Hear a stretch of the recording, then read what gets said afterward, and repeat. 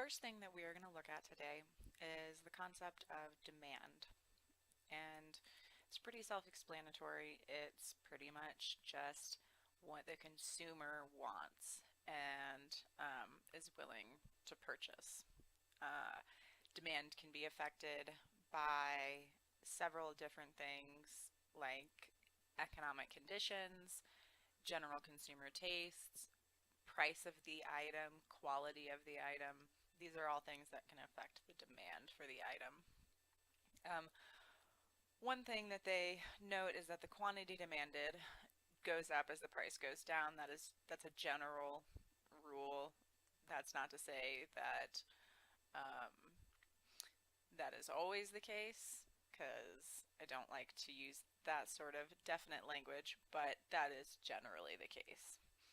So this first thing that they're showing you here is a demand slope.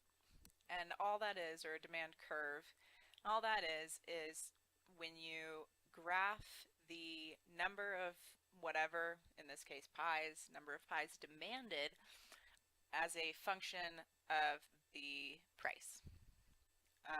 So basically, my the number of pies I sell is dependent on the price of my pies. I've got these switched, I think. Interesting. Um, so you can also graph these with the price on the x-axis and the number of pies on the y-axis. Arguably, that is the more correct way to do it. We'll look at a different way to do it when we do the assignment. So we're going to scroll down. We're going to look at a couple of things. Let's look at marginal utility. Marginal utility is simply the extra usefulness or satisfaction that a person gets from getting one more unit of an item. The key word here is extra, and the other key word is one. So it is a unit of measure, meaning that it only measures one, regardless of whatever that item may be. And the marginal part of the term implies that it is one extra. And so what am I going to get from one extra? Diminishing marginal utility, so the word diminishing meaning decreasing. Basically, I'll get some benefit from one more of an item, but eventually more of that item will not be more beneficial, and then it will start to diminish, and that would be the diminishing marginal utility. The income effect, the change in the quantity demanded as the price changes. Something gets cheaper, we have more money to spend, and meaning we have more money to buy on that specific item. Substitution effect, if substitutes enter the market, then there will be a decrease in price in order to match the new competitive environment, because a substitution is one that can be put in place of the original product without any other goods being used with it. All right, we'll scroll down. We already talked about marginal utility. We talked about that.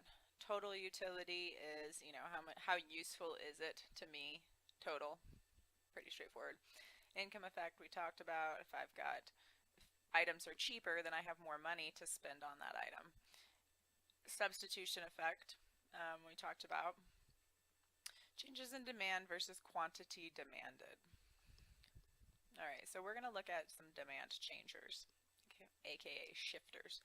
They shift the graph. So there we go. Let's go back. I don't think that'll, oh, nope, it's an empty slide. All right, we're going to look at slide 3. The only factor that changes in the marketplace was the price. So more or less of an item was purchased based on the average price. Only one demand line is shown on the curve. So if something is a factor of price, we're just going to show this one linear line. When we look at a change in demand, at a given price, it is going to move the curve, well, they say to the, what? Oh, I see. An increase in demand shifts to the right and a decrease in demand shifts to the left. So, fairly self-explanatory. They give you this lovely acronym. Acronyms are always helpful. INSECT, INSECT. I for income, N for number of consumers, S for substitute of price, E for expectations of consumers, C for complements price, T for tastes or preferences of consumers. So these graphs look at the effect of changes in income. Now I should point out, whoever made these graphs didn't do a very good job, because these lines, if you'll notice, are not actually perfectly parallel to each other. And what we're talking about, the lines would be perfectly parallel to each other. All we're doing is we're taking that line and we're moving it over, but someone doesn't have a good enough eye for details. So as people, this just explains as people have more money to spend on stuff, then the demand for more stuff goes up. So next thing, changes in the price of substitutes. So when the if the price of an item increases but the price of the substitute does not, then the demand for that first item will drop, because people recognize that they can get the same benefit from using the substitute without having to pay the price of using the original product. So think of store brand versus name brand. When you go to Publix or Kroger or whatever, there is a trade-off that you're making, because you know that the name brand does taste a little bit better, but you have to ask yourself, is it worth the extra 50 cents? Sometimes it is, sometimes it isn't. That's what we call marginal utility as well. How much more useful is this to me than the other? Okay, changes in expectations.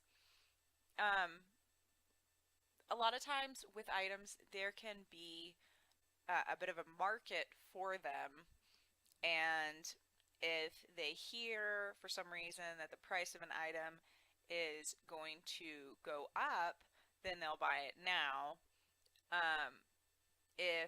But for instance, if somebody knows that they can get a really good deal on purchasing a season pass for skiing, if you purchase it in August, so I bought my ski pass in the middle of summer. Why did I buy it in the middle of summer? Because it's a lot cheaper to purchase it ahead of time than if I were to wait, and I know that. Now, sometimes consumers know that a price will drop on items and they will wait to purchase them because of that. So there are some people who will purposefully delay purchasing Christmas gifts until Black Friday, because they know that there will be sales and they know that there will be price drops in those items that they would have purchased earlier in the year and had to pay full price for. Changes in the price of complements. So if the price of a complement goes through the roof, then the demand for its complement is going to go down. So basically, they give this example of peanut butter and jelly. So peanut butter and jelly, fairly common combination of things.